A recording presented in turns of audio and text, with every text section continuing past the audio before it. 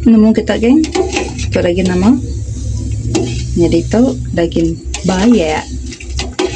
Daging baya. Ihu mapai kuah ihu meh. Jadi aku rebus dulu laban baya atau besai ngekeliat. Tinyak baru kita masak ya kicap pedas begitu. Rebus dulu awal lemai. Oke.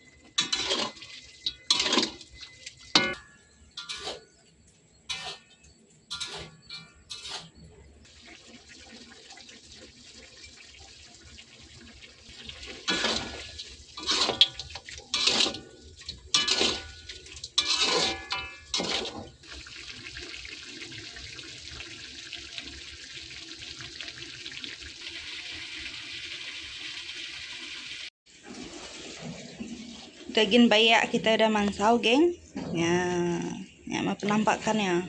Aku mandu anak kalau rangkai, balik ke bubas ya mimin.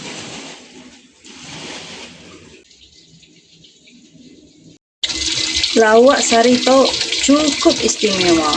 Tadi bayak kita udah mansau, dia tuh kemandu ikan selutan. Jadi itu gurih yang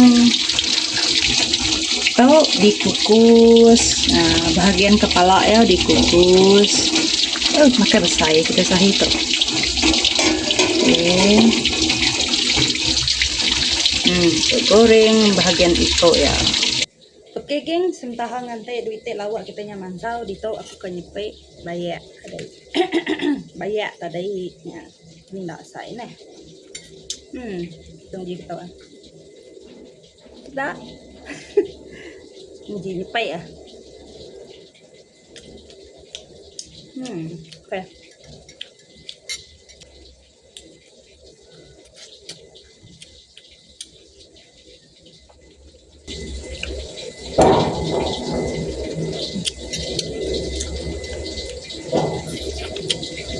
Cuan, apa nak terlalu pedas,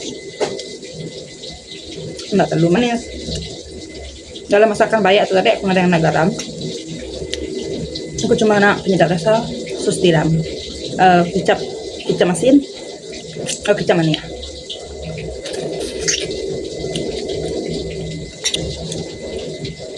Bahagian iko nya mah.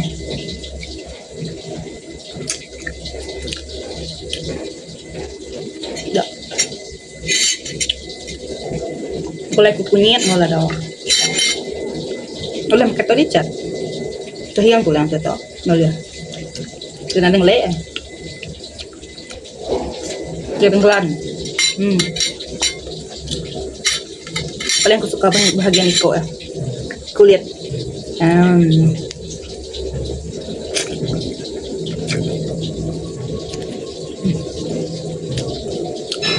Ma. Nào liền, nào liền. Nào liền. Nào liền, nào liền. Nào làm kata. Yan. Anda mayo makan manu aja. Ini sudah makan banyak.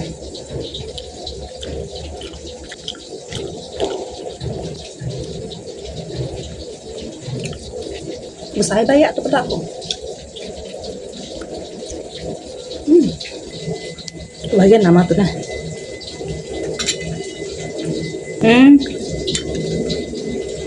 Bagian jahe. Nah, dia pedasnya. Bagian jahe.